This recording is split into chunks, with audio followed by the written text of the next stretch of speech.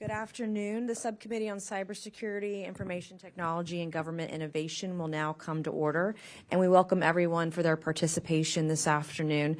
Without objection, the Chair may declare recess at any time, and I would like to say that that Ranking Member Connolly is just running a few minutes late, but we have another member here. We're going to go ahead and get started, give everybody plenty of time, and they'll be rolling in momentarily. I would like to recognize myself for the purpose of making an opening statement. Good afternoon and welcome to the hearing of the Subcommittee on Cybersecurity, Information Technology, and Government Innovation. At the very first hearing of this subcommittee held earlier this year, expert witnesses told us artificial intelligence, or AI, is likely to bring disruptive innovation to many fields. AI should instigate economic growth, higher standards of living, and improved medical outcomes. Virtually every industry and institution will feel the impact of AI. Today, we'll discuss the impact of AI on the largest, most powerful institution in the nation, the federal government. As we know, the government today performs an ever-expanding swath of activities, from securing the homeland to predicting the weather to cutting benefits checks. Many of these functions could be greatly impacted by AI. That's clear from the hundreds of current and potential AI use cases posted publicly by federal agencies pursuant to an executive order issued under the last administration. Federal agencies are attempting to use AI systems to enhance border security, to make air travel safer, and to speed up eligibility determinations for Social Security disability benefits, just to name a few cases. AI will also shake up the federal workforce itself. We hear a lot about how AI could disrupt the private sector workforce, transforming or eliminating some jobs while creating others. Well, the federal government is the nation's largest employer, and many of those employees work in white-collar occupations. AI is already reshaping because it can perform many routine tasks more efficiently than humans. That will allow federal employees to focus on higher-order work that maximizes their productivity. In fact, a Deloitte study estimated the use of AI to automate tasks of federal employees could eventually yield as much as $41 billion in annual savings by reducing required labor hours. A separate study by the Partnership for Public Service and the IBM Center for the Business of Government identified 130,000 federal employee positions whose work would likely be impacted by AI, including 20,000 IRS tax examiners and agents. That, of course, begs the question whether we need to hire tens of thousands of new IRS employees when AI could transform even or replace the work of much of its current staff. I think every American could agree with that. AI can make government work better, but it's still just a tool, albeit an incredibly powerful one, and like any tool, can easily be abused when used for the wrong purposes or without the proper guardrails. AI systems are often fueled by massive troves of training data that flow through complex algorithms. These algorithms can yield results and their own designers are unable to predict and struggle to explain sometimes, and we're learning this in real time. So it's important we have safeguards to prevent the federal government from exercising an inappropriate bias. We also need to ensure the federal government's use of AI does not intrude on the privacy rights of its own citizens. The bottom line is we need the government to harness AI to improve its operations while safeguarding against potential hazards. That's why Congress enacted the AI in Government Act in late December of 2020, soon before the current administration took office. That law requires the Office of Management and Budget to issue guidance to agencies on the acquisition and use of AI systems. It also tasks the Office of Personnel Management with assessing federal AI workforce needs. But the administration is way overdue in complying with the law. OMB is now more than 2 years behind schedule in issuing guidance to agencies, and OPM is more than a year overdue in determining how many federal employees have AI skills and how many need to be hired or trained up. I will also say in the administration's cybersecurity plan before it was made public, I asked the question pointedly to the administration if AI was even included in it at the time, and it was not. It's mentioned 3 times fleetingly, very casually in that document today. The administration's failure to comply with these statutory mandates was called out in a lengthy white paper issued by Stanford University AI Institute. The paper authors also found that many agencies had not posted the required AI use case inventories. Others had omitted key use cases, including DHS omitting an important facial recognition program. The Stanford paper summed up the administration's noncompliance with various mandates by concluding America's AI innovation ecosystem is threatened by weak and inconsistent implementation of these legal requirements. Most of the AI policy debate is focused on how the federal government should police the use of AI by the private sector. But the executive branch can't lose focus from getting its own house in order. It needs to appropriately manage its own use of AI systems consistent with the law. This subcommittee will keep insisting the administration carry out laws designed to safeguard government use of AI. And I'm developing further legislation to ensure federal agencies employ AI systems effectively, safely, and transparently. We have a huge opportunity before us, and I would love to see us harness the technology that is rapidly evolving. I expect this hearing will help inform many of these efforts. And with that, we're going to go to our witnesses, and when Ranking Member Connolly comes in, we'll give him time for his opening statement. I'm pleased to introduce our witnesses for today's hearing. Our first witness is Dr. Arthi Prabhakar, Director of the White House Office of Science and Technology Policy and Assistant to the President for Science and Technology, earning her the designation as the President's Science Advisor. Dr. Prabhakar is also the first science advisor to be nominated to the President's Cabinet. This is Dr. Prabhakar's first appearance as a witness before Congress since her Senate confirmation last year. We're pleased to have you here today. I'm grateful that you showed up. I will tell you, not everybody does. And they sometimes send the undersecretary, the undersecretary, the assistant, the assistant to the assistant. And it's refreshing to have someone actually show up that we've asked for. And I just want to thank you for your time today. Our second witness is Dr. Craig Martell, Chief Digital and AI Officer with the Department of Defense. And our third witness is Mr. Eric Heisen, Chief Information Officer with the Department of Homeland Security. We welcome everyone. We're pleased to have all of you here this afternoon. So pursuant to Committee Rule 9G, the witnesses will please, if you'll stand and raise your right hand. Do you solemnly swear or affirm the testimony you are about to give is the truth, the whole truth, and nothing but the truth, so help you God? Let the record show the witnesses all answered in the affirmative. So we appreciate all of you being here today and look forward to hearing your testimony. I would like to remind the witnesses that we have read your written statements and they will appear in full in the hearing record.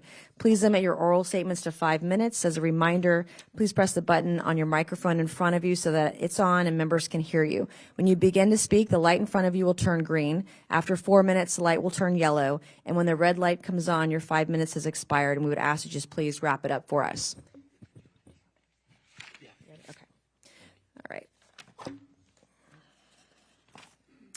All right, so with that, I'm going to yield to our ranking member of the subcommittee, Mr. Connolly. Thank you, Madam Chairwoman. I got 3 subcommittee hearings today and 2 caucus meetings, so I'm a little bit out of breath, but thank you. Thank you for accommodating me. Earlier this week, Majority Leader Chuck Schumer held his inaugural AI Insight Forum, and Senator Hickenlooper held a hearing on the need for transparency in artificial intelligence. Today, our subcommittee returns for a second hearing on AI to discuss its uses within our own federal government. I think it's very clear all members of Congress are interested. I'm not sure it's clear how much members of Congress know about it. This subcommittee is proud to continue its historical leadership in the AI space. As many of you know, former subcommittee chair Will Hurd held a 3-part hearing series on artificial intelligence, and the late former chairman Elijah Cummings focused more narrowly on facial recognition. These initiatives show that, if done right, the federal government can leverage AI to better serve the public. For example, several federal agencies are already using AI technologies to cut costs, improve constituent services, and strengthen existing systems. The United States Cyber Command and the Department of Homeland Security, for example, employ AI technology to protect our networks and counter cyber attacks. The United States Postal Service is currently piloting an autonomous vehicle project that employs AI technology. The Department of Housing and Urban Development and the U.S. Citizen and Immigration Services are using AI chatbots to facilitate communication with the public looking for help from the agency. However, like all new tools, if used improperly, AI could result in unintended consequences. For example, automated systems can inadvertently perpetuate societal biases, such as faulty facial recognition technology or opaque sentencing algorithms, used by our criminal justice system. AI can also threaten jobs, proliferate misinformation, and raise serious privacy concerns. That's why I applaud the Biden administration for proactively taking significant steps to ensure transparency in the government's use of AI. Last October, the White House released a blueprint for an AI Bill of Rights to ensure the protection of civil rights in the algorithmic age. Prior to that, the National Artificial Intelligence Initiative Act codified the establishment of the American AI Initiative and the National AI Advisory Committee.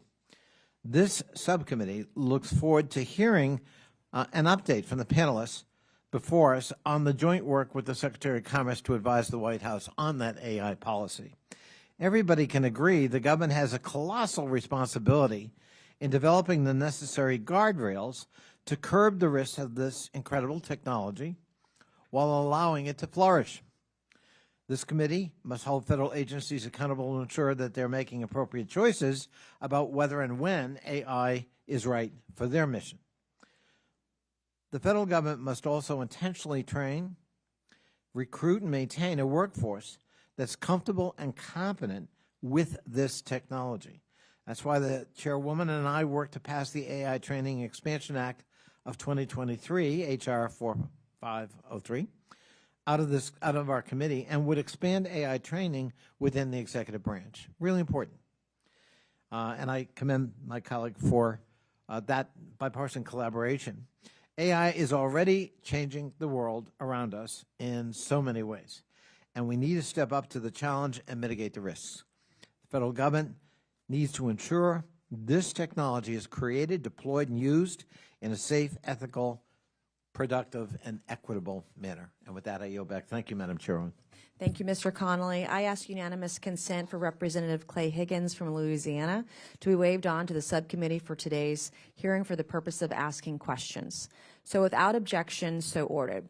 I would now like to recognize Dr. Prabhakar to please begin your opening statement. Thank you so much, Chairwoman Mace, and thanks to you, Ranking Member Connolly, members of the subcommittee. I've really appreciated the work that you all are doing on artificial intelligence, and it's great to be here with my colleagues to be able to spend this time to focus on these important issues. I have 3 messages today, and the first one is that AI is a top priority for President Biden. He's very clear that this is one of the most powerful technologies of our times. When we look around the world, we can see that every nation is racing to use AI to build a future that is imbued with their own values.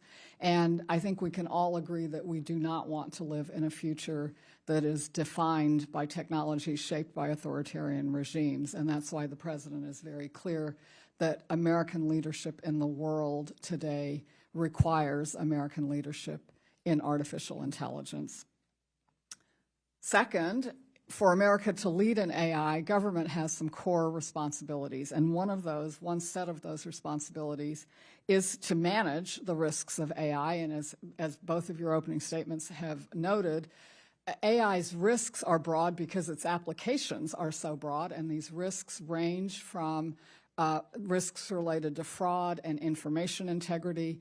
They include risks related to safety and security, risks associated with privacy, civil rights, civil liberties, and risks to jobs and the economy. Now, some of these risks can be addressed under existing laws and regulations. Some of these risks can be managed by making sure that government uses AI responsibly, and in some cases, we do expect that legislation will be required. That's about mitigating risks. The reason we are doing all of this work to manage risks is so that our country can seize this technology to build the future. And if you look at what companies are doing, they are racing to build better products and services to transform industries using AI. And this is a technology that holds equally great promise for the work that government does for the American people. And that then becomes the second core responsibility of government. I think both of you have spoken to that as well in your opening remarks. You're going to hear from my colleagues about national security and homeland security, and there's a lot to be said there. I'll also just briefly touch on the many other important services and the public purposes that are government's responsibility. And when you look across federal government today, you will see that agencies are starting to use the insights that they can glean from these vast troves of data that they generate in the doing of their business. AI technology is also changing the way government agencies interact with their citizens. It can speed it up, it can simplify it, it can just make those administrative processes work much better. The examples are very wide-ranging. They include AI for weather prediction. They include AI to help us keep air travel safer. AI is being used to speed up the processing of disability determinations. It's being used to improve how we process patent applications. And those are just some examples today. If you take a peek inside of labs around the country and look at what is happening with federally funded R&D, in the world of research and development, you'll get a glimpse of where the future is going. And AI is playing a huge role there as well, because AI can enable the design of the materials that we need for advanced batteries, for hydrogen storage, the things that are critical to our clean energy future. AI can change the way that we predict disasters, the way that we implement plans for resilience as the climate changes. AI can transform drug design. It can allow us to tailor clinical care to each individual patient's needs. It can enable major advances in population health. Used responsibly, AI can help us deliver better outcomes and to create new possibilities for the American people. My third message for you, and I'll end with this, is that the Biden-Harris administration is taking action to meet this moment. We've moved with urgency on a series of steps that started with the AI Bill of Rights that we published almost a year ago.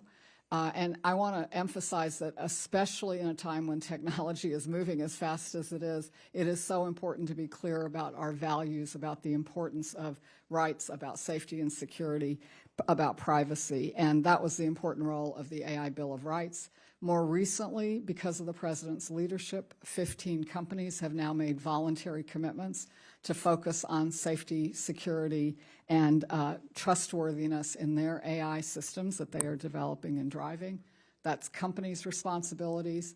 Today, the White House is working on an executive order. I apologize. We're going to be voting soon, so I'd like, if I'll I wrap can, up. yes. Absolutely. Thank you. We're working today in the White House on an executive order. The Office of Management and Budget is working on guidance for departments and agencies. That's the executive branch. We continue to work with our international allies because AI does not stop at the borders. And finally, we remain committed to working closely with Congress on a bipartisan basis as you consider legislation. I'll just finish by saying this work is urgent, it's important, and I very much look forward to working. Thank you, and I'll recognize Dr. Martell to please begin your opening statement. Chairwoman Mace, Ranking Member Connolly, and distinguished members of the subcommittee, thank you very much for inviting us here today. And I'd like to start just by asking the question, what is AI? And so we should have a sort of common definition in our head as we're going through this. So when I say the phrase artificial intelligence, I simply mean statistics at scale. We gather massive amounts of data from the past, we use it to build a model, and we use it to predict the future. And it's really important to think about it that way because it's statistics at scale, which means it's never 100% correct, which means for every model that we build, it will always sometimes get it wrong.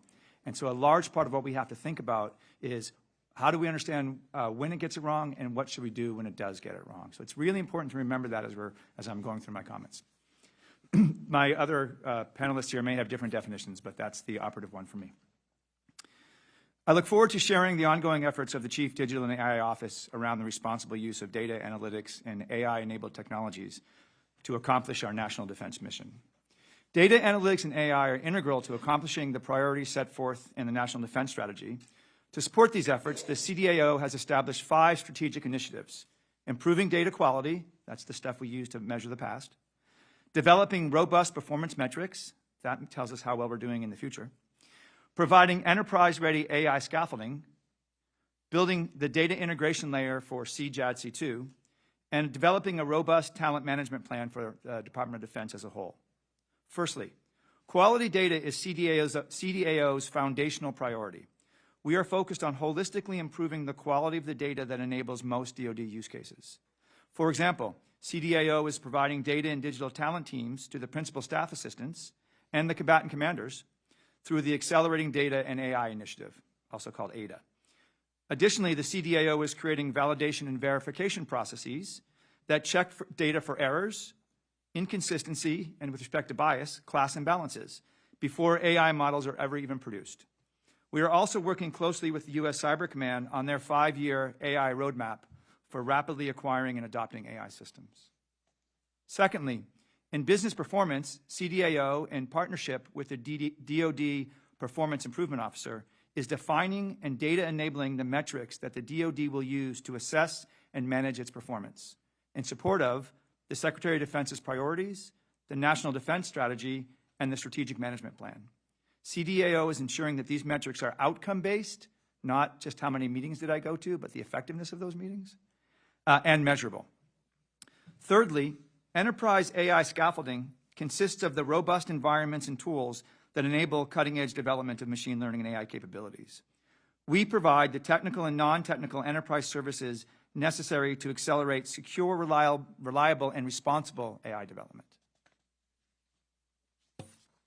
Fourthly, for CJADC2, CDAO is focused on building the data integration layer that will enable data-centric command and control across the department and with our partners and allies. CDAO is iteratively assessing the necessary capabilities for this data integration layer via a series of experiments called GUIDE, Global Information Dominance Experiments. And these experiments are in their 7th iteration and currently underway now. GUIDE 8 is scheduled for December, and I'm happy to brief the committee on the successes that we've been having in GUIDE. Finally, in order to enable data-driven capabilities across the entire Department of Defense, we are building a unified digital workforce program with the Chief Talent Management Officer and other undersecretaries. The goal of this program is to develop a digital workforce that is globally identifiable and readily accessible for DoD use. Ladies and gentlemen, within all of these initiatives, I want to clarify that AI is not a singular, monolithic technology, nor a one-size-fits-all solution. That's extremely important. When we say AI, it's not something that if we have it, we win, and if they have it, we lose. We need different algorithms, different success criteria, and different data to train the different models underpinning each of our different use cases. Think about the different use cases in your daily lives: talking to your phone, getting shopping suggestions, does this shirt go with those pants, and using a search engine to find the information you need. Each of these require very different AI technologies.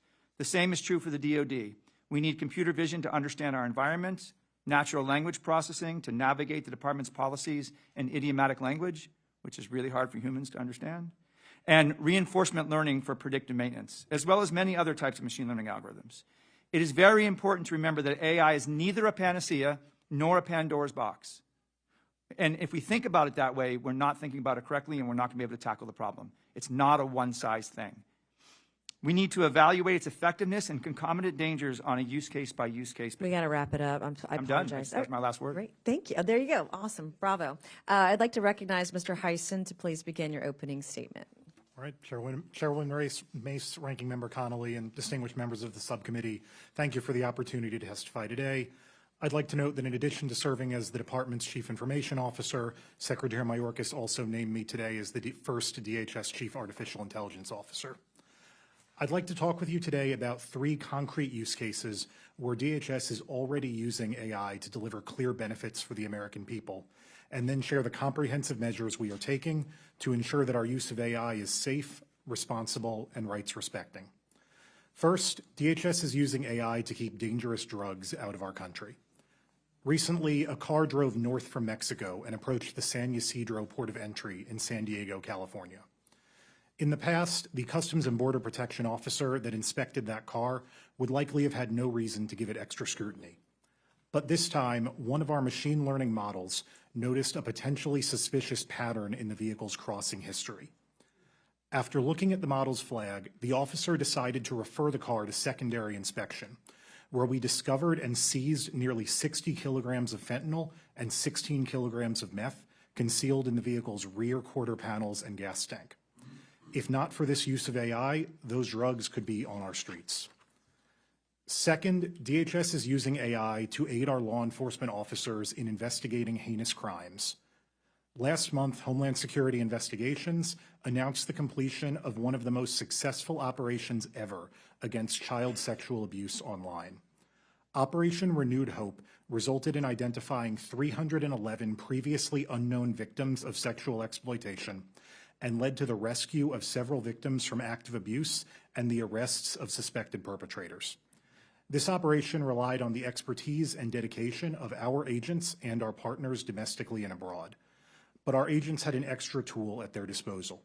Machine learning algorithms were used to enhance older images and give investigators new leads.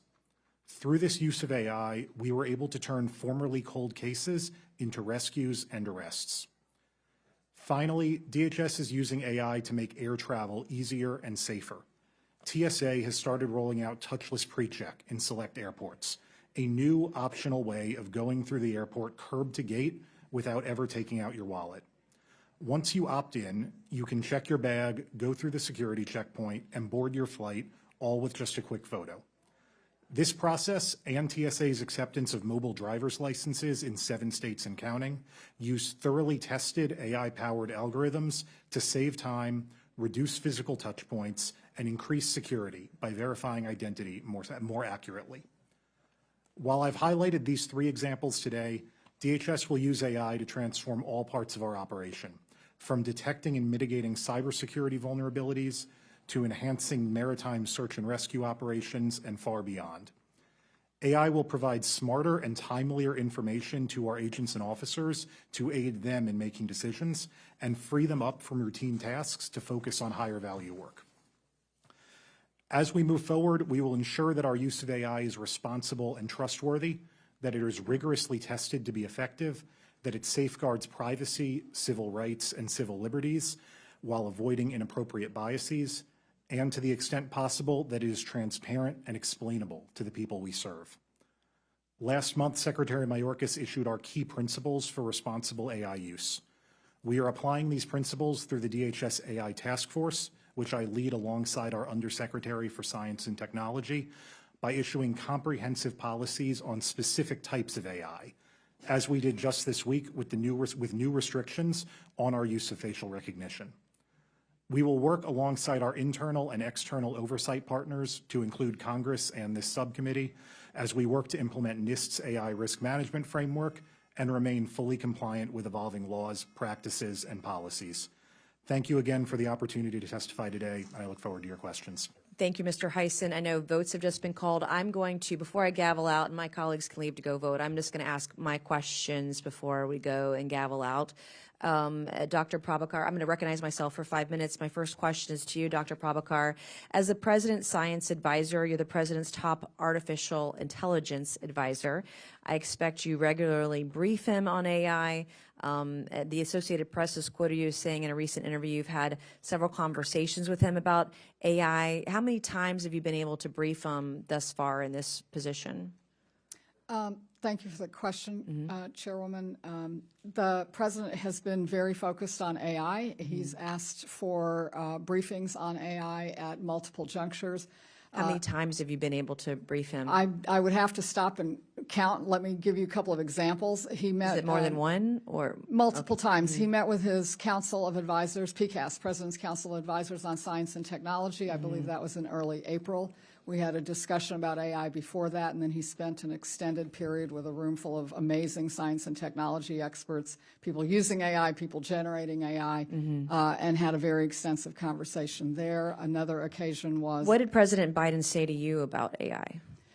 President Biden has spoken publicly many times about AI. And what has he said to you in these conversations about AI? Obviously, I'm not in a position to say what he said in the Oval. I will tell you what he has said publicly, which is very consistent, which is that he recognizes how fast it's moving, how it is part of this pivot point in history, and the choices that we make are essential. He is very excited about the potential. How would you characterize his level of understanding of AI? Do you think he understands? I think it's excellent. The questions, he grills me and he grills everyone else who He grills you? Yes. What does he grill you on? Well, I can talk about the things that he has said publicly, and they are on many topics. He has talked about the ways that AI can be used. He's expressed concerns about the way that it can create problems. He has talked about the fact that he's married to a school teacher, and so he knows about how it shows up in education. Does he understand its uses within the federal government? That's sort of outside, education, in the federal agencies and how it can be utilized. Does he understand that? Does he talk about anything relevant to the progressive AI? The president is very clear about the breadth of applications of artificial intelligence, and his vast understanding, of course, as many years as a legislator and now as president, of all the functions of government, of the role that it plays in national security, but also in all the other functions of government. He understands, obviously, that it's clearly going to be a powerful. The Office of Science and Technology Policy is not a regulatory agency. It's a White House policy shop. So can you explain what role you and your office play with respect to federal AI policy? How does that work? We have several roles as OSTP. A core role is to be the place where the federal R&D enterprise comes together, where we work together and make sure that people know what each other are doing in areas across research and technology, but including information technology and artificial intelligence. When a massive new shift like this great acceleration in AI happens, one of our important roles is to be clear with our colleagues in the White House, with the president, with our colleagues in departments and agencies about how the technology is progressing, what issues they will need to contend with, what the big opportunities are. And that means that in the case of AI, our National AI Initiative Office, which Congress established at OSTP a couple of years ago, that cadre of people in my organization have been extraordinarily busy mapping out the risks, the opportunities, and the question about some of that what some of the operations of your office, it maintains government-wide AI use case inventory. Is that correct? Working with the Office of Management and Budget. That inventory has been appropriately criticized in the press as being inconsistent and incomplete. The inventories lack uniformity, and some significant AI use cases have been omitted. So is your office doing anything to improve the inventories, to improve transparency with the public? What does that look like?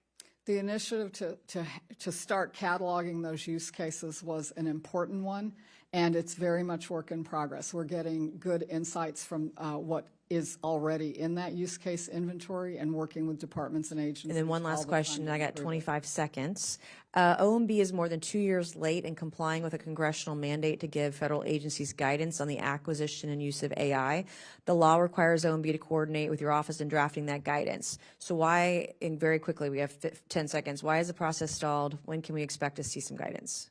The Office of Management and Budget is working in a very focused manner on what they clearly understand as 2 years late priority. Yeah. Thank you so much. Our time is up, and I yield back. And pursuant to the previous order, and I apologize because we're out for votes, the chair declares the committee in recess subject to the call of the chair. We will stand in recess for votes. Thank you.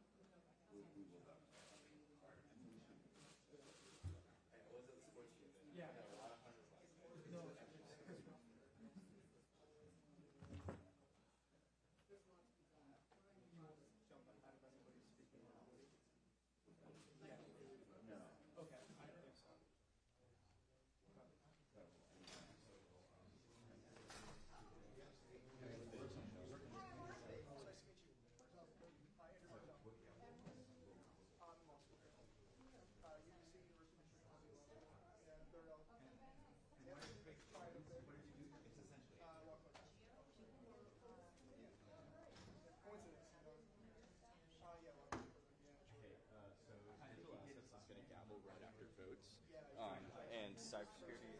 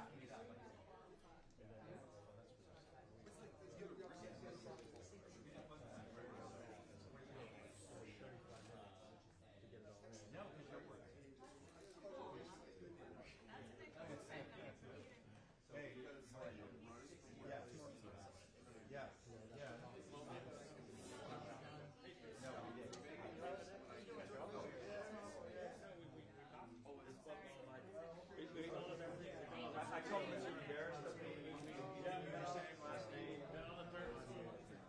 Okay, we meet. Move chairs all over. Is it Drew's fault that I was called for?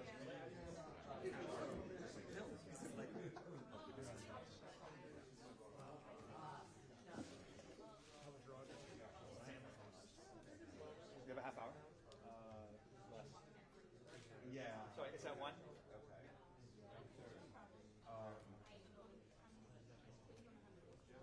Oh, no, no, no. No, I think I work for well, yeah, I'm not going to say anything about the farm, but these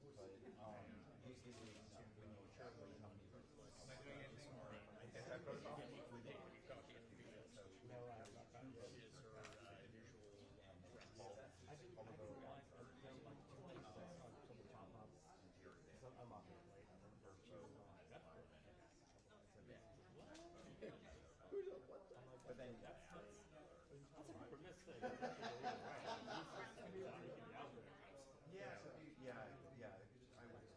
stick around. No, hey, Stuart Jeffries. Nice to meet you. Yeah, please. What is your role, Stuart? Oh, I'm a lobbyist. Well, Peter.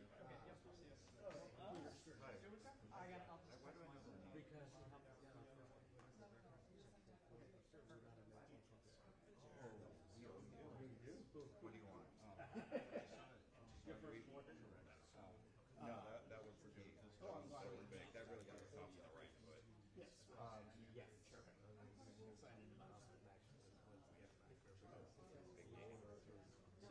I was I know Raj from his days with Senator.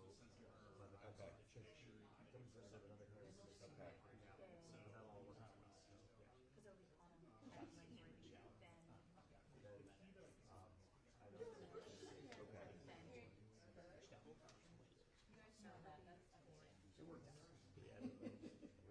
Yeah, no, that was perfect. That was Kind of funny, like we're sitting over Raj. So take a picture of this for yourself. I got it. Like we didn't know, but I think you two weren't. I wasn't 100%. Well, on the first one, and of course, you think it's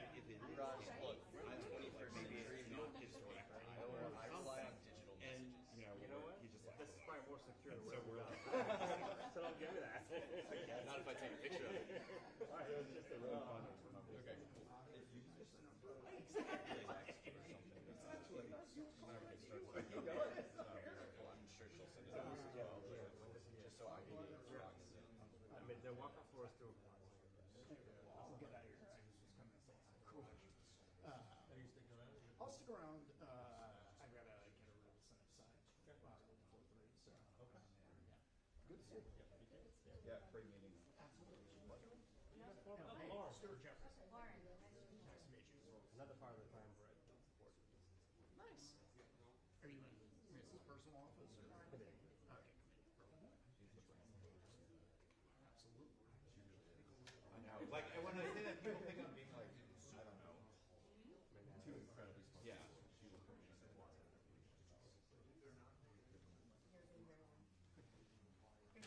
Very nice to meet you as well. How long have you been with the committee? since January. Nice. Yeah, I was outside before. Oh, cool. Who are you with over there? Benefits. Oh, he was fantastic. Yeah, he is a very smart guy. He is. He is. I think I actually saw him like in town. Yeah, yeah, he's been around a little bit. Yeah. Hanging out. I mean, I think there's a lot to do in Gainesville, but eventually you want to sort of Get out and explore get the out rest and of talk the to other people. Yeah. But they seem to be liking it Are you down from Nebraska or are you? I'm not now. Oh, okay. I've worked for a couple of city governments in Nebraska. Okay. Cool. Very nice. Pleasure to meet you. Pleased to meet you. Hopefully, all set. Yeah. Thanks. I don't have one on me. Yeah, sure.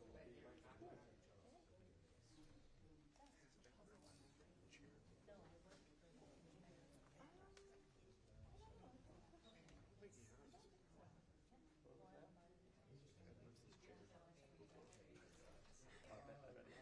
Not for us.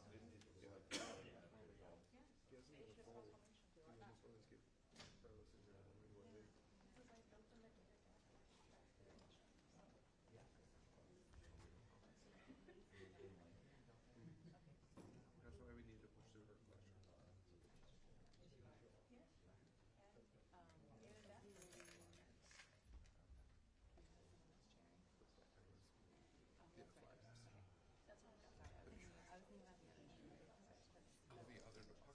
The other department. Yeah. Out of sight, out of mind. I have no idea. That's Dan Ashbrook. The last guy. Do you need anything? Coffee or anything from downstairs? Always worth it.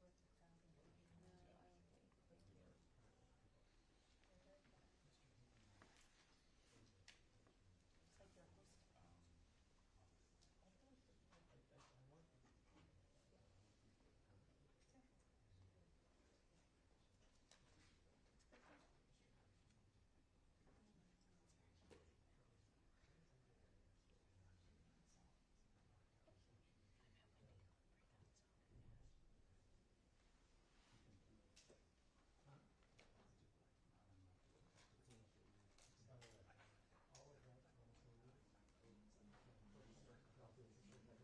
Thank you. It's like you're a host. Thank you. Nice to see you back. How are you? Yeah. How are things? Good. Yeah, busy. I'm good. A little bit of a break. A little bit of like preparation so that it's not so busy now that we've started again. So the first half of all this is good. Yeah. Well, I took a week off last week. Right on. Oh, yeah. Local, or did you go out, or? She went far away. I went far. I was hiking in Glacier National Park for a week. Yeah. I So, didn't. how about you? So school? Yeah. Yeah. Today I was Thursday, I was going to graduate in May, then it's school, and then you're tax law night. Yeah, but almost done, you know, is what it is. I was able to move some project into Yeah, I guess you got to do the hard part. Yeah, I mean, if you got this far, you know, they're really small graduating each other. How big is each one? Like your class? So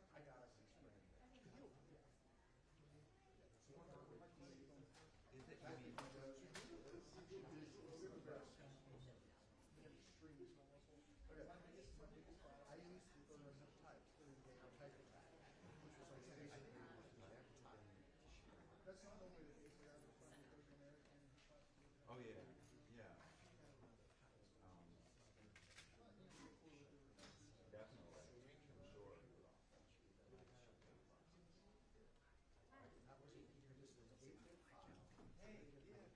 just changed John's edition. It's the first. I know. I had already said before you get off, and I'll stop. I'm hoping it's going to help you guys kill it. Instead of something. Oh, I know. I know enough. Probably was there now. I definitely know Franklin's where I know. It's just stretching the legs.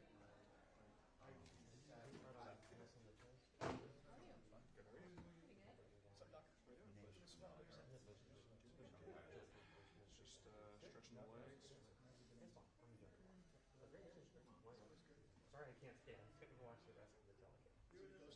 Yeah, well, I know. I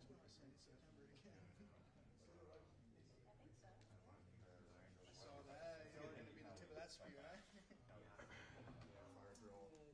Fire drill and active. That's yeah.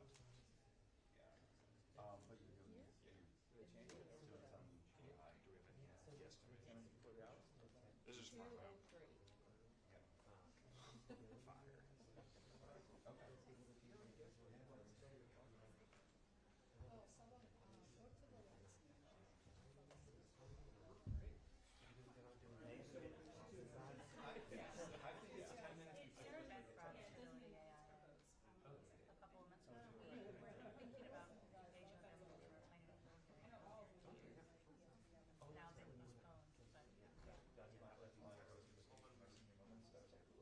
How much is on your own?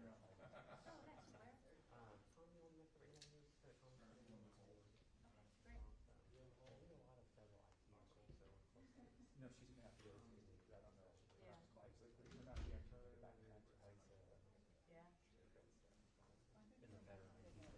yeah.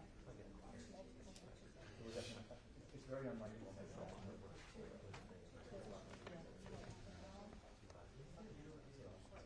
Yeah, no, I think we're happy with the witness.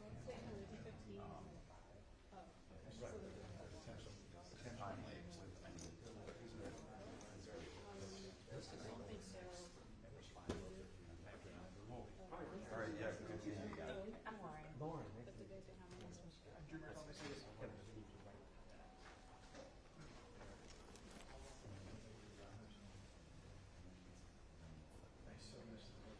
Sure. Yeah, so in the clinic, we are able to, like, we actually get for the purpose of. Nice to see you. Hi,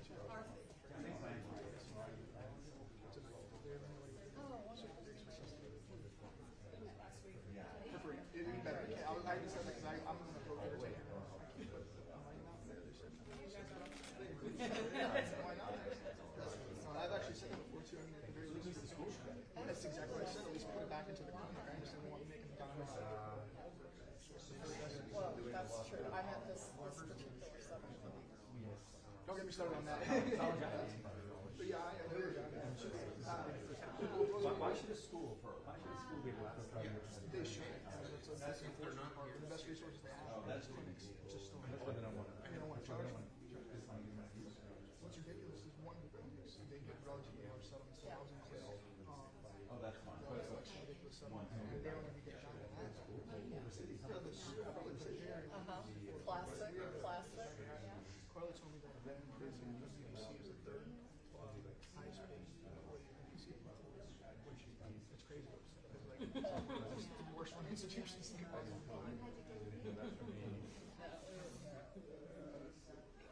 But, you know, what I think what I like about that story is everything.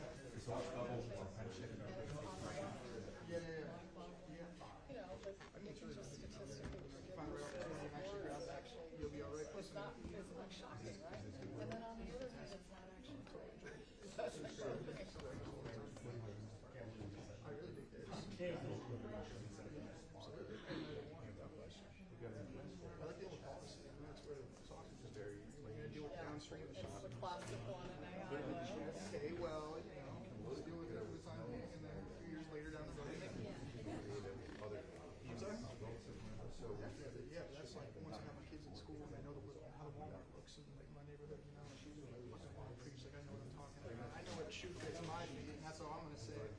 Yeah, I'm gonna go in there and say. The thing is, I don't want to. I think it's like a really fun philosophical discussion about how smart. But you know, the first time I encountered a machine that was smarter than I was and could do something better than I could was the first time in high school someone showed me an electronic calculator. So like, I saved to the machine when I want to multiply numbers, right? Like that doesn't exactly. But I don't think I mean I think that's so. Here's what I always tell people. Is that one philosophy conversations that make you feel like it's 2 a.m. in a freshman year. There are conversations that are, you know, marketing and science fiction. Stamp on your forehead right now. We know. Make good policy. What you need to stay focused on. Because it's human beings who build these things, and it's human beings who use these things. And that's, you know, Absolutely. To point the finger at us. We called you in here on this date. It's all on recording. Absolutely. That's. I think that becomes a philosophical discussion very quickly.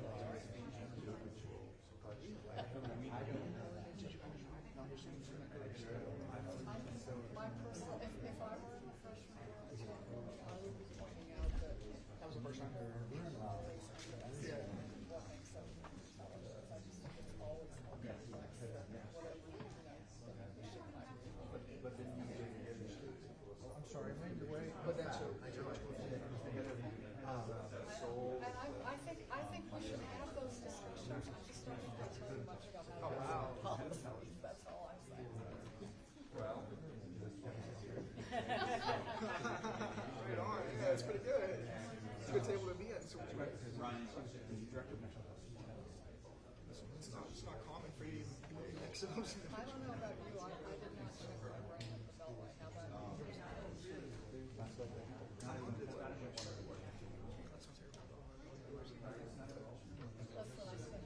career in Silicon Valley. So show up with what you care about. The more questions they asked, the less it showed that they knew about stuff. You know what I mean?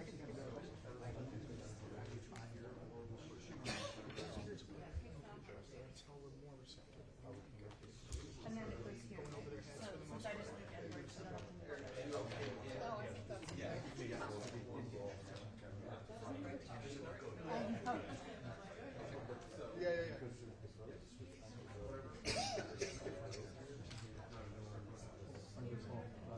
Yeah, just to be able to talk, I completely get you. Yeah. Yeah, I know.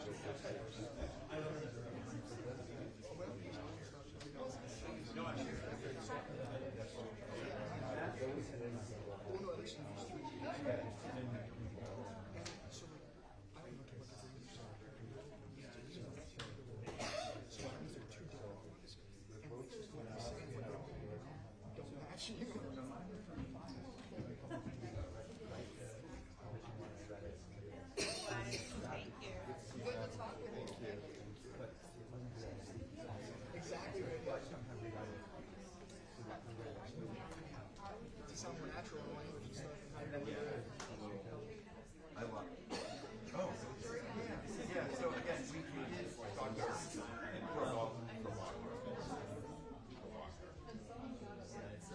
well, that's what we were working on. That's what we initially thought. Provocative. So it's not flat information. Indians laugh how I say my name. I should say it however you want. You're putting stress on the second. Provocative.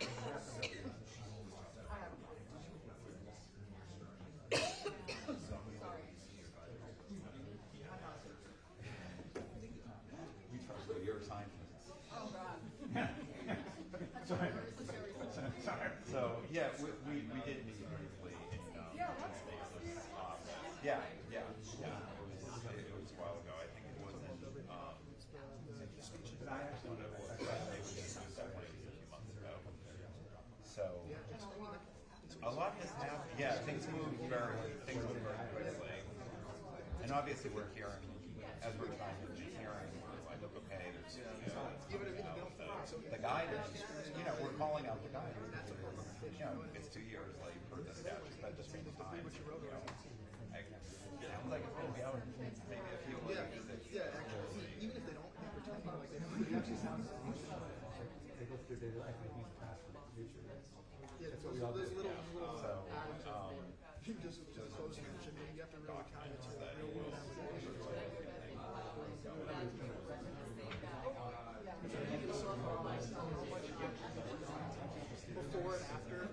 I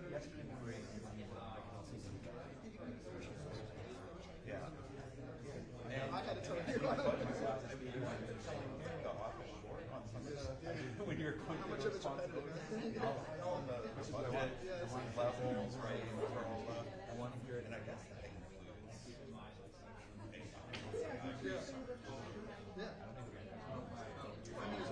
Yes, yes, yes. That's right. Yeah.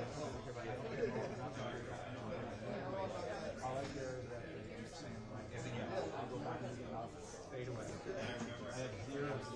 You don't watch too much of it.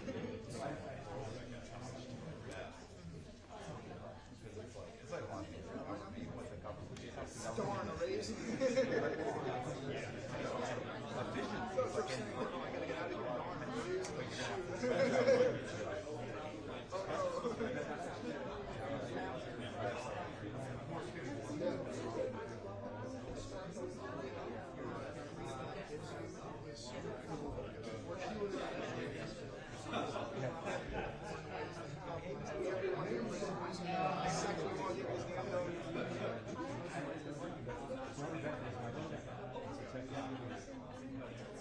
Lots of responsibilities, right? Yeah. Lots of responsibilities. I mean, the big thing is you have that strength. They're also able to express leadership. All these policies behind it, have more efficient.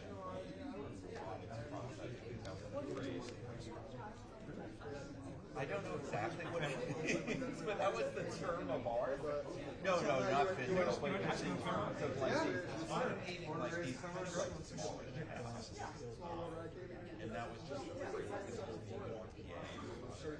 wasn't literal. Yeah, it wasn't literal. I don't know. People change the way they talk about things, and they may not be doing something else. 4 years before you. But I know some cats that used to hang out. That's right. Yeah, we had like a little overlap. So my friend's older brothers. And that's one of the hardest things. There's so many some of those guys like sometimes for political purposes. Semester started off well. I think there's a Staying lot of busy, you know. people have want to be in. What? people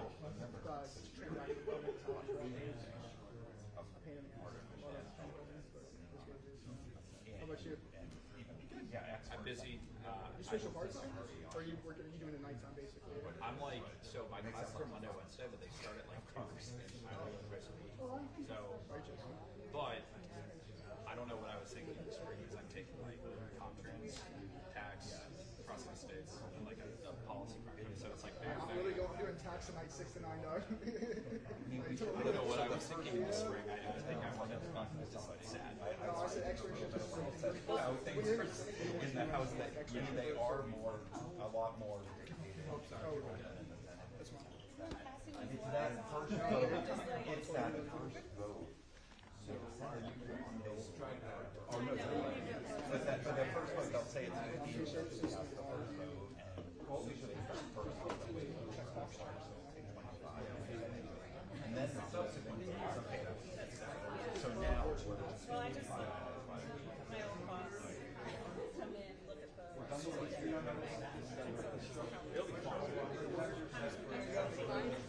Oh, okay.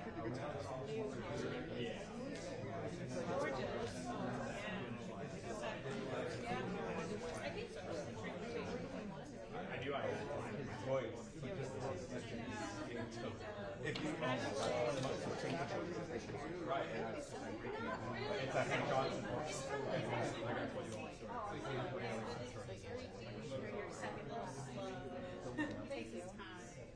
Well, I think that's kind of Oh, where? He's over at Judiciary. yeah, they're running out now. But And then they shut it around. That's fine. They showed up. I mean, we're the only local.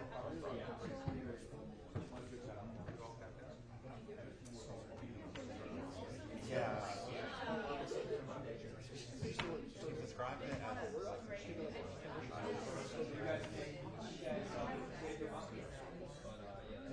yeah.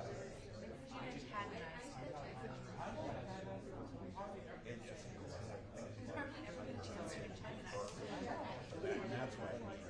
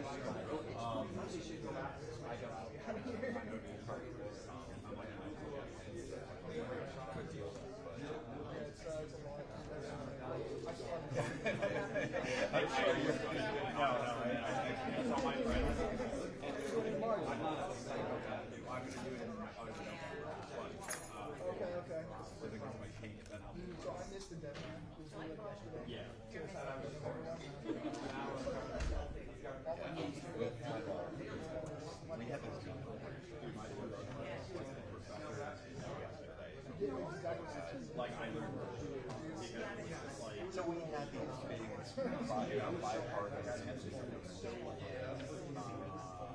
They're pretty well attended. From both sides of the aisle. They were allowed to say questions. They would want to. Because we have some a few MIT on the stage.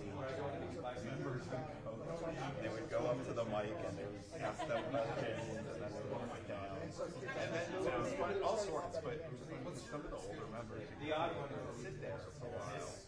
And then they would get up and head to the exit and they walk past and they're just like shaking their head. And you could tell they're like, I've had to learn a lot of things in my time in Congress. I have to learn about the internet. Some of them are dental. And then the sense that they were kind of like, you know what? This is just too much for me. Yeah.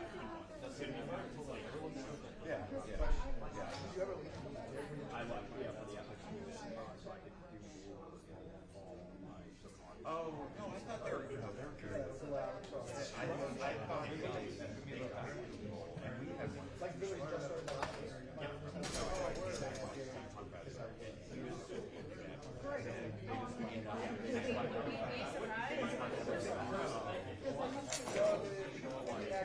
Yeah, they seem to know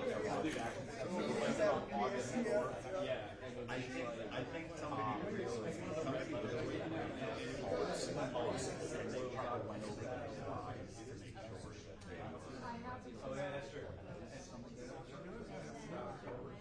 Oh, Dave.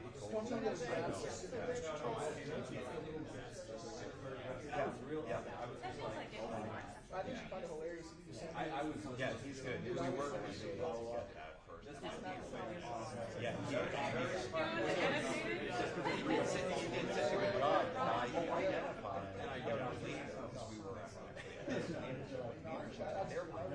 they got the same guy. What he said. Okay.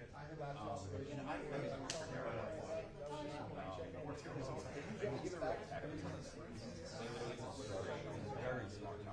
He's also involved in this now. Okay.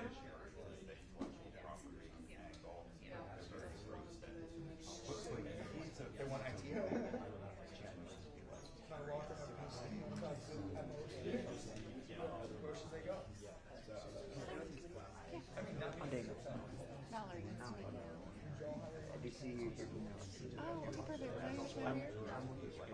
Oh, excellent. Oh, okay. Yeah. Are you a new software? Like for staffers, like Okay. and Kobe I was going to say, because I usually do. I know he's okay. yeah, he's crazy. Wait, we didn't know. He's just looking at it totally differently than everyone else. And it was sort of like Okay. he's still in work. He's one Probably of not as what you expected, but yeah, maybe a little crazy. Yes. Right. He doesn't care. He seems like more than how much money he I'm so glad you guys made on this. That's awesome. So he's like, oh, I want to do it. She recording it. All right, sir. We appreciate the enthusiasm. And he's like, I think he's feeling the energy from the recess. And he's like, I want to be here. I was told from the Dr. Reese that if we train them because they're both little rogues and kind of going to be crazy. And I love the energy, but like. It's almost like in no way right. I mean, to do just enough to know the application.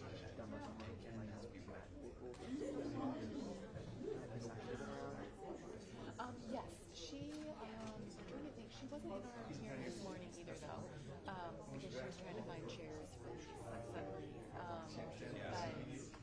But she doesn't have chair either one downstairs. So, we should work on it a little bit. I'm like, okay, if you don't mind. If I can do more, I'll do more. I don't mind. I love it. Since January. Yeah, I love it. I'm like, why didn't nobody tell me about I'm loving this. But I was in personal member offices before. So, I was with Meadows when he was here before, and then I was with Greg. It's kind of like there's a feeling of tension. Yeah, I love Sean. This is, I mean, there's a feeling. Yeah.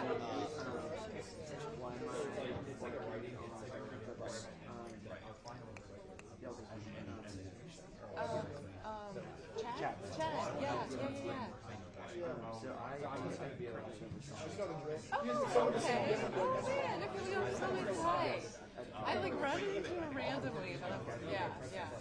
No, we had, honestly, that was one of the best places I've ever worked. I just have like such a solid team. Like, it won't matter if we're getting just the right, you know, like, Yeah. I mean, I still email him all the time. He emails me right back. I love that. so that's Well, it's interesting because a lot of people have an idea with anyone that like who he's supposed to be, and that's like he's honestly the honestest person I've ever worked for. Like very forthright. yeah, and I just like he would come back and he'd like apologize. And like he's like, I'm so sorry, I raised my voice. Sorry. Nice to meet you.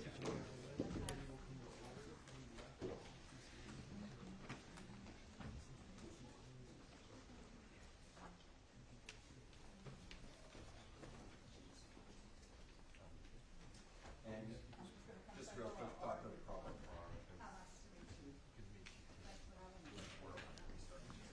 It's our White House with the office of the chief and the other witnesses. There we go, just in time.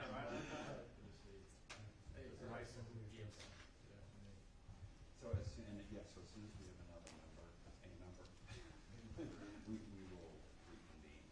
And we expect members will further that. So which side are we starting? Great.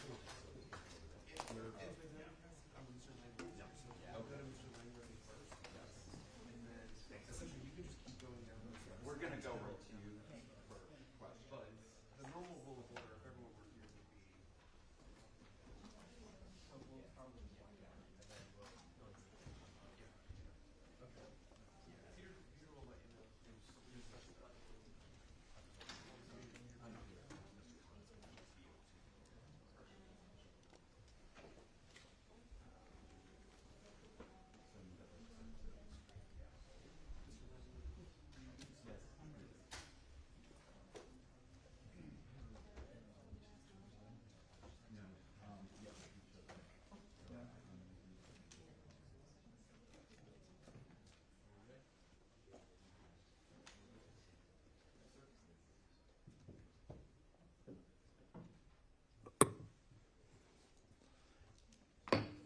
Welcome back, everyone. Pursuant to the previous order, the chair declares the committee in recess. Okay. Let's start that over. The committee will come back to order, and the chair recognizes Representative Langworthy for 5 minutes. Thank you, Mr. Chairman. I would like to thank all of our witnesses for being here today to continue driving the artificial intelligence conversation forward. The opportunity that the federal government has to implement AI into its everyday operations, it's potentially exciting for the future of the country and for the modern workforce. However, I would like this subcommittee and all of us to consider the impact of AI and other emerging technologies on our younger generation. While AI has numerous benefits that I'm sure will be discussed here today, it has serious implications on our youth, especially when it comes to generative images and child exploitation. I would be more than happy to work with Chairwoman Mace and the rest of our Oversight Committee to address these concerns. But before we do that, I want to speak about some of the AI frameworks that have been developed. Specifically, the National Institute of Standards and Technology has a well-established track record of developing frameworks and recommendations to improve cybersecurity outcomes in the federal government. Earlier this year, NSIT published a groundbreaking AI risk management framework, which was developed at Congress's direction in an open multi-stakeholder process.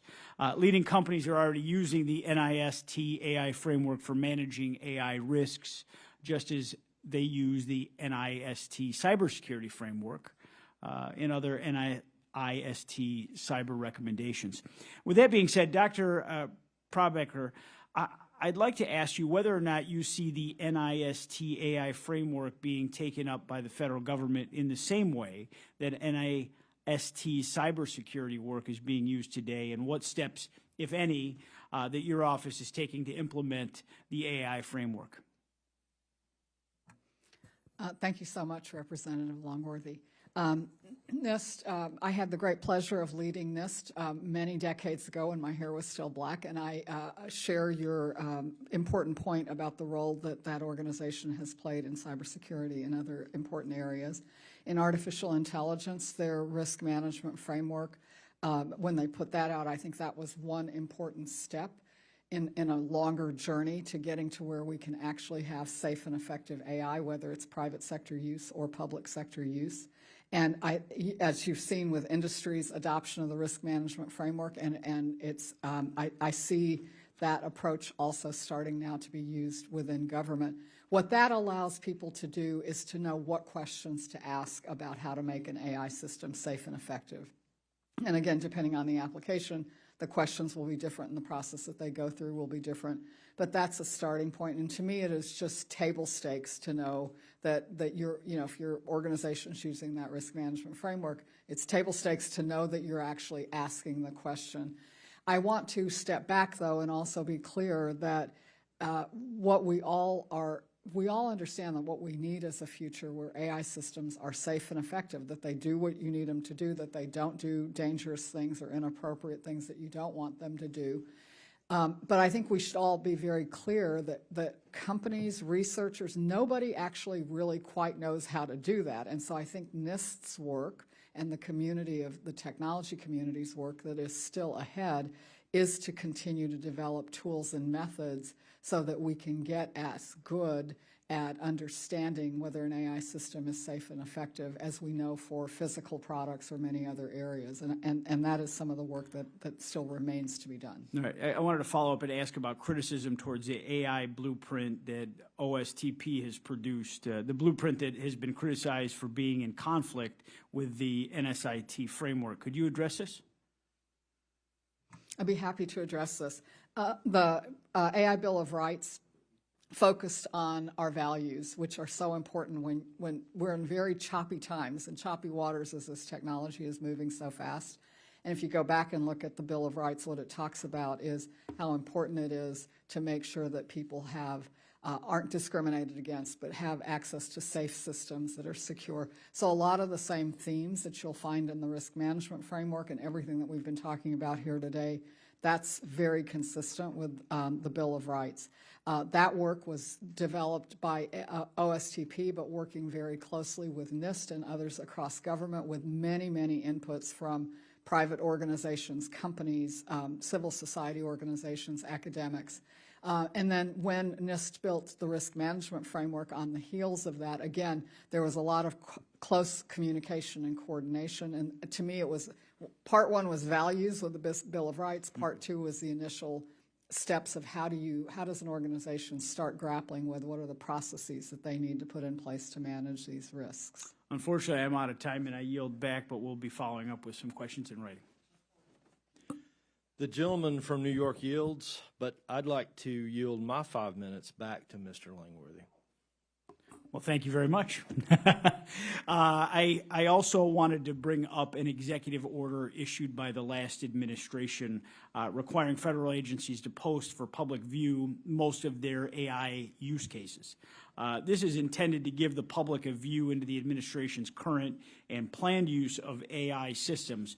But many of these agency inventories are missing or they're incomplete, according to a Stanford University AI Institute white paper which was issued last December. Do you agree that the public has a right to know for what purposes AI is being used by the federal agencies, and that it's important for that these inventories are done consistently, completely, and accurately? And will you pledge to work to continue to ensure that that is the case? Thank you very much, Mr. Langworthy, for that question. I share your focus on the value of those use cases for all the reasons that you mentioned. It's important for the public to know and for across government for people to understand how AI is being used. And that there's important progress that we are making and will continue to make as a federal government on those AI use cases. Thank you. Transparency, I think, is something that we all need to fight for, especially as this emerging technology is coming at us so quickly. I'd want to see if regulatory sandboxes have been part of your conversations. The European Parliament approved its AI Act, which includes a conversation about setting up coordinated AI regulatory sandboxes to foster innovation in artificial intelligence across the EU. Do you see regulatory sandboxes having success in the EU, and whether or not do you think they'll be successful in the United States? My colleagues may have answers on that, Mr. Langworthy. I don't think I have enough information to give you a complete answer. I will just note that we continue to work with our colleagues and allies in Europe and around the world simply because AI is happening everywhere and different regions are taking somewhat different approaches, but we're finding that with our like-minded allies, we all share this focus on getting to a safe and effective AI future, and I think there will be some important collaborations that are possible there. I don't know if others have other comments on that topic. So we think being able to work effectively with AI with our partners and allies is extremely important. So we've been focusing a lot not only on the data sharing and how do we do that effectively according to regulations, but also how do we build models together and evaluate the effectiveness of those models together. And so we have a number of initiatives working through that. Mr. Eisen? No, nothing to add on regulatory approaches. Would defer to the White House. Thank you. Okay.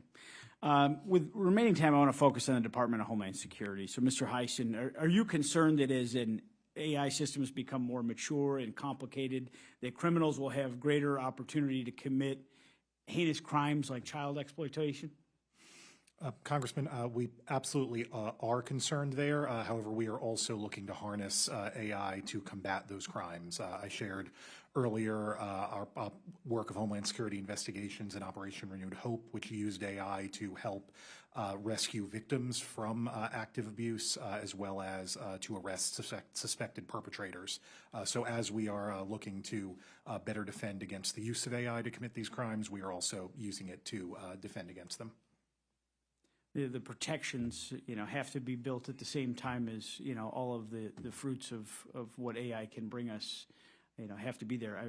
Our most vulnerable, I believe, are those most likely to be harmed by, a lot of this AI technology. Now, expand the scope of this question and include America's adversaries unleashing increasingly powerful cyber attacks against U.S. critical systems. What is DHS doing in preparation to respond with the use of AI in those respects? Absolutely. We are and have been for the entire administration concerned about adversarial use of AI against federal and critical infrastructure networks. Secretary Mayorkas established our Artificial Intelligence Task Force, which I co-lead, and charged us with looking at the use of AI to secure critical infrastructure as one of our critical objectives. We are working with the Cybersecurity and Infrastructure Security Agency to look at how we can effectively partner with critical infrastructure organizations on safeguarding their uses of AI and strengthening their cybersecurity practices writ large to defend against evolving threats. Very good. I yield back, Mr. Chairman. The gentleman yields. Next, the chair recognizes the Honorable Mr. Khanna from California for 5 minutes. Thank you, Mr. Chair. Dr. Martell, I thought your description of AI as statistics on scale was one of the best I've heard. Was that your phrase, or is that someone else's?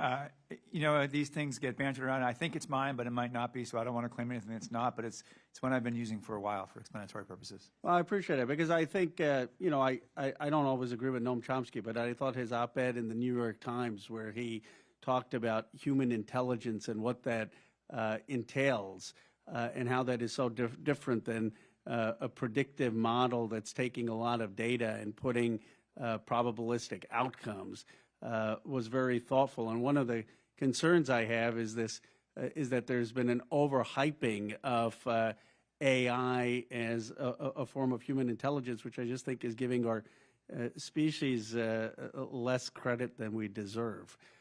So I appreciated your clarification.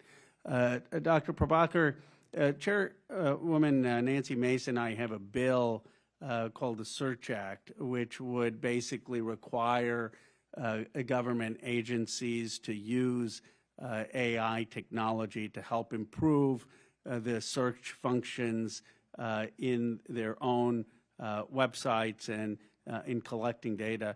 Could you help describe what the benefits of having AI do that kind of search for government agencies could be? Representative Khanna, thank you for your leadership on that matter, as well as other issues related to AI. And I think you've described it very clearly. If you step back and you think about how much the government does that is about interacting with citizens, providing information, taking information, those are areas where this new generation of language-based AI, of course, can have tremendous benefits, but it has to be used thoughtfully and carefully.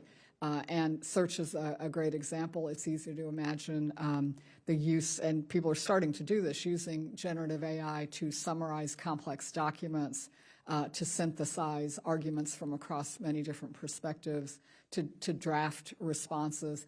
And I emphasize draft because, as anyone who has worked with these technologies knows, we are, I think what we are seeing, private sector and public sector, I think, are finding that there are few cases where simply relying on a chatbot will solve a problem, but there are many cases where that interaction might be the beginning of accelerating a workflow or improving the way that you do whatever you do. So I think those are interesting examples, and they are different and distinct and build on top of many ways that government agencies are using AI on sensor data or data that they collect that is not language-based. So I think this is this next chapter that is starting to unfold, and I appreciate your focus on it.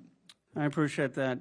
And Dr. Prabhakar, when you look at AI, and obviously these things are hard to predict, how do you think over the next 10 years it will have an impact on jobs? Is it a case of augmenting people's talent? I've often said to Hollywood, my concern isn't that if they had AI bots write all the scripts that it's not able, that they won't be able to do it. My concern is it'll just be terrible. You know, they're not going to produce Hamlet. It'll just be the further devolution of entertainment.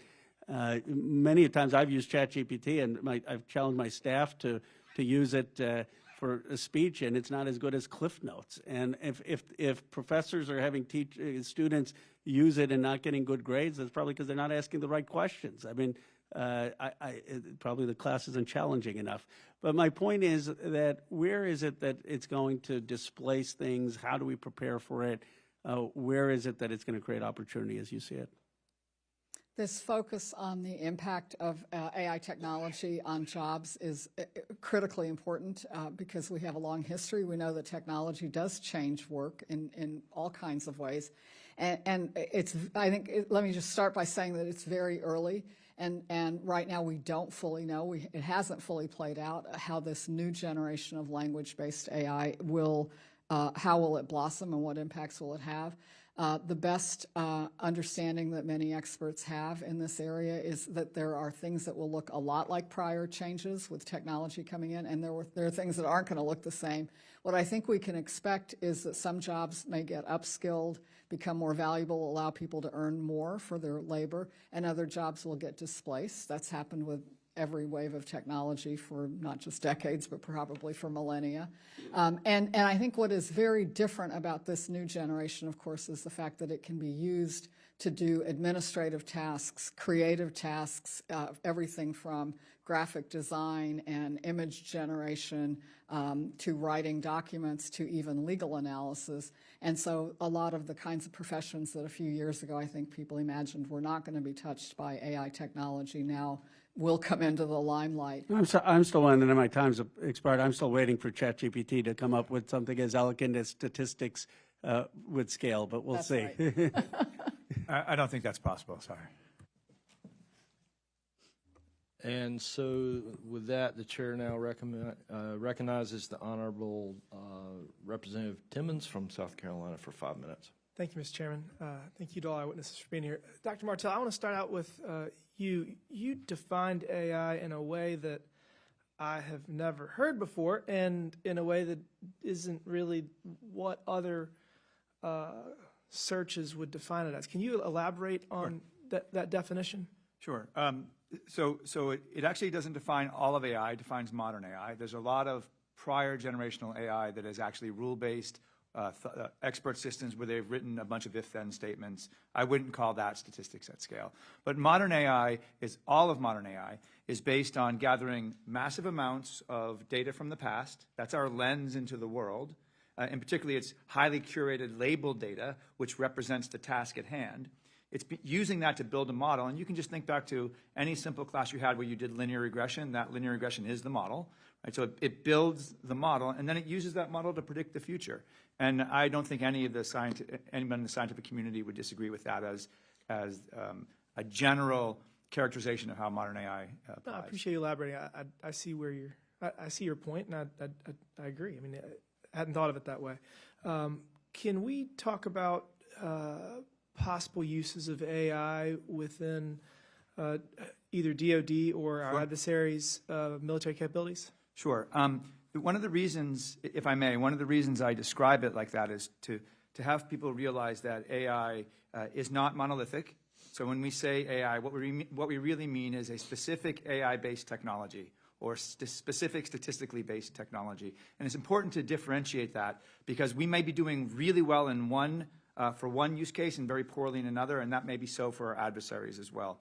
And so if we focus mostly on AI as a monolithic thing, if we have it, we win. If they have it, we lose. Then we're actually missing where we should be aiming our attention at, particular capabilities that we want to deliver or capabilities that we want to defend against. And so we spend a lot of our energy characterizing those. That's a conversation I'm happy to have with you in a different venue. But there's lots of use cases within the business aspects of the Department of Defense. Doing analysis of the documents with modern language-based artificial intelligence is really effective. Understanding the environment using computer vision is really helpful. But in that case, when you think about understanding a document or an image being analyzed and some action being taken from that analyzed image, it's really important to remember that that was a statistical answer. So let's say that we say that there's something in that image. Right? We're looking for a truck or a school bus, and we say it's a truck, but it's actually a school bus. And the system got it wrong, called it a truck when it's a school bus. It's really important to us to build systems that aren't simply dependent upon that algorithm, but that have humans wrapped around it. It's really human-machine teaming, so that a human could say, oh, no, it got it wrong, and then there's because remember, they're statistical, so it will always be the case that every model will sometimes get it wrong. Always be the case that every model will sometimes get it wrong. So you need to have a human-machine teaming structure so that that human can correct the system and feed back to the system and make the system better. And I think as it relates to weaponizing AI, one of the benefits is the speed at which it can act. And if you have a drone swarm that's AI enabled, I mean, how do you incorporate the human Yeah, component, great. because the whole benefit of using AI in that scenario would be the speed at which it is able to act. Correct. I think that's an excellent question, and thank you for it, Congressman Timmons. One thing the military does well is train with technology. And so you can think about the way our training works over and over and over and over and over again as a way for you to develop justified confidence in a tool, right? If you have justified confidence in your weapon, sometimes it's going to jam, but you still get a sense of the likelihood or the conditions under which it might, and you learn how to use it. I see where you're going. Using planning for the training component to make sure that you've answered the question 4,000 times before it's actually done with live fire is the solution. That's right. And sometimes it will get it wrong, and then whomever made the decision to deploy that system will be responsible, as we always are. Like there's always a responsible agent making a decision to deploy a system. And I guess what's concerning is that while our military will likely make sure that there's a human component and a training component, a non-state actor that doesn't care about collateral damage or consequences of their actions may be able to use the same technology without regard to the necessary collateral damage. That's 100% correct. And then we see that as a particular use case that we should train against. Sure. What are the tools and countermeasures we need for that situation? That's why I think it's really important to not think about it as monolithic, but as use case by use case based. Sure. Thank you. Thank you for being here. I yield back, Mr. Chairman. The gentleman yields. Next, the chair recognizes the Honorable Representative Higgins from Louisiana for 5 minutes. Thank you, Mr. Chairman. I appreciate the subcommittee waving me on for me to address this topic. Ladies and gentlemen, thank you for being here. Dr. Prabhakar? It's a lovely name, and we appreciate you being here. Madam,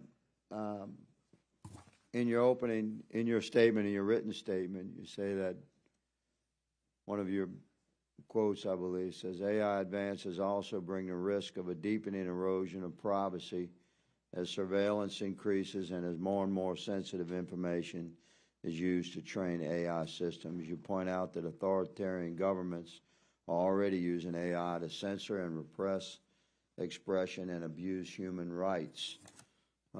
Is that part of your statement, ma'am? Yes, sir, it is. Okay, I'm just clarifying.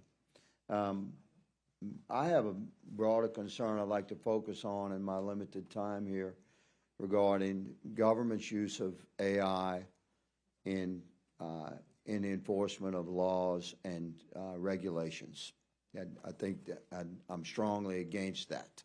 And I'm going to ask you, Mr. Heisen, regarding law enforcement. It's my background. You may not know, but I appreciate the work that's done on the ground at the enforcement level, and I have my concerns there. But for you, Doctor, you referenced the authoritarian government's use of AI.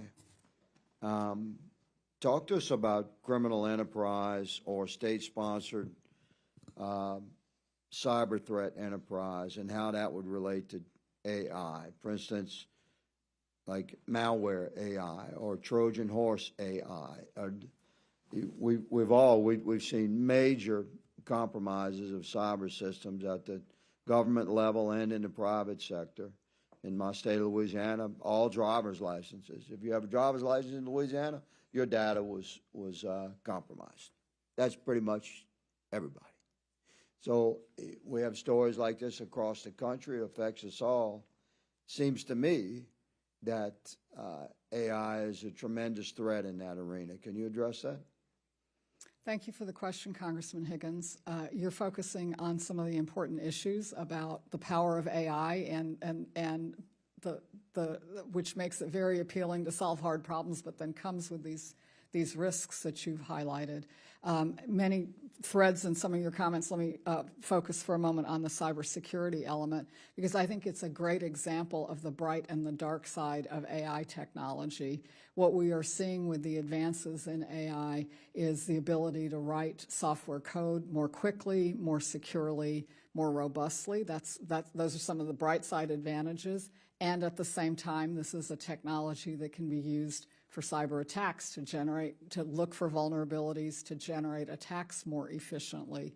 And so I think that is the landscape. And then the choices that all of our work focuses on, of course, is how do we mitigate those risks and secure, for example, securing our systems, our cybersecurity systems Right, we have as we can. in the interest of time, you're aware, and your team and the executive branch and the president is aware, and we hope that we have to be very focused on a balance moving forward between the power of AI and the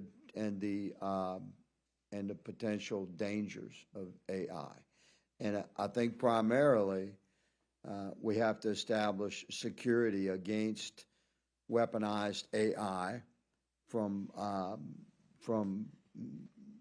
criminal networks and from nation states that will use AI against our nation. And at the same time, we have to make sure that we don't build AI into our own governmental enforcement systems that would threaten the individual rights and freedoms of Americans. Mr. Heisen, briefly, you mentioned that AI recognized patterns in a crossing at the border. How would that relate to the instinct? You believe that AI could dull the human instincts and judgment in law enforcement operations, and similar to the way that, like, many engineers now cannot use a slide rule. We don't remember phone numbers anymore. They're in our contact data. Most Americans cannot read maps and operate a compass anymore. We use GPS. So kids in school they're not taught cursive script, and yet all our historical documents are written in cursive script. You understand where I'm going with this? Please briefly, if the chairman will allow, address that as it would relate to the instincts of law enforcement.